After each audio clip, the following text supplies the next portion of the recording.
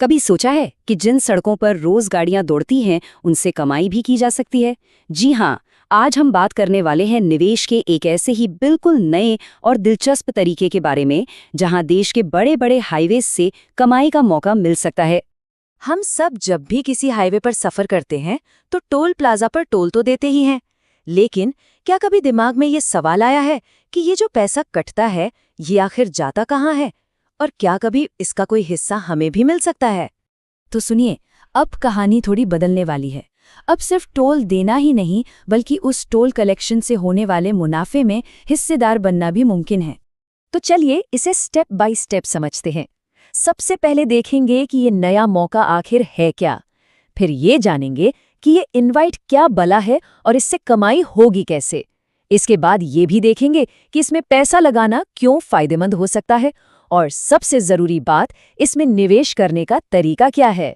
तो पहला पॉइंट, ये एक शानदार नया अवसर क्यों है।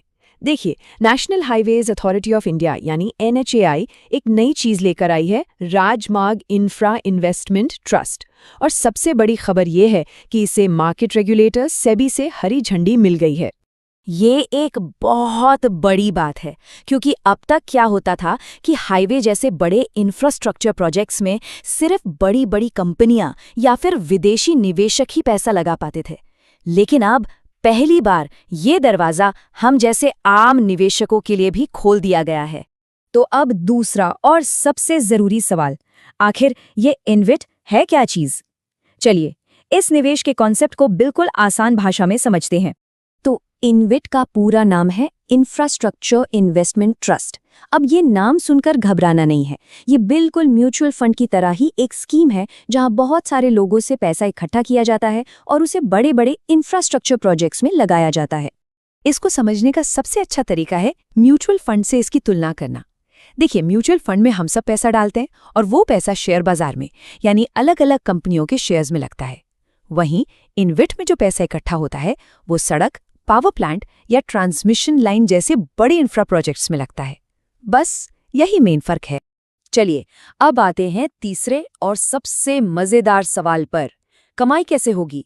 मतलब पैसा टोल बूथ से चलकर हमारे बैंक अकाउंट तक का सफर कैसे तय करेगा। देखिए, इसका पूरा प्रोसेस 4 सिंपल स्टेप्स में होता है। सबसे पहले निवेशक यानी हम और आप शेयर्स की तरह इनविट की यूनिट्स खरीदते हैं। दूसरा स्टेप, ट्रस्ट इस जमा हुए पैसे से हाईवेज को मैनेज करता है, उनका रख रखाव करता है। तीसरा स्टेप, इन हाईवेज पर चलने वाली गाड़ियों से टोल टैक्स इकट्ठा होता है।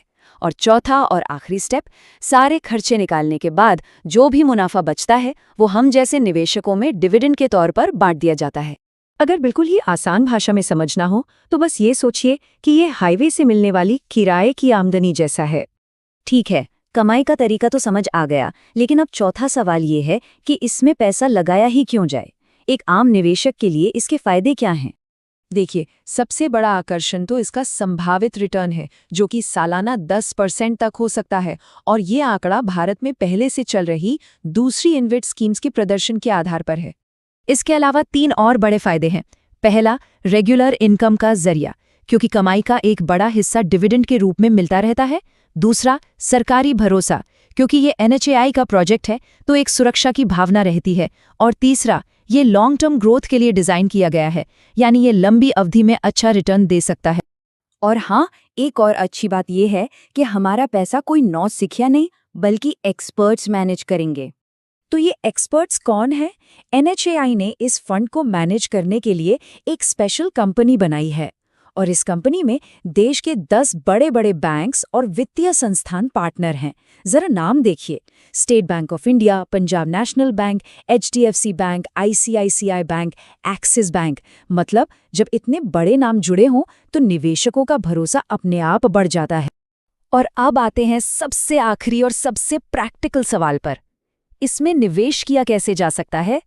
चलिए इसके स्टेप्स भी समझ लेते हैं। देखिए, सबसे पहली और सबसे जरूरी शर्त है एक डीमैट अकाउंट का होना। अगर डीमैट अकाउंट नहीं है तो इसमें निवेश नहीं कर सकते। निवेश की प्रक्रिया भी काफी सीधी है।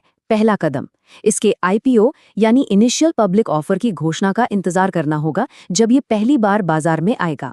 दूसरा कदम, जैसे ही आईपीओ आए, अपने ब्रोकर ऐप जैसे कि जीरोधा या ग्रो के जरिए इसके यूनिट्स के लिए अप्लाई करना होगा।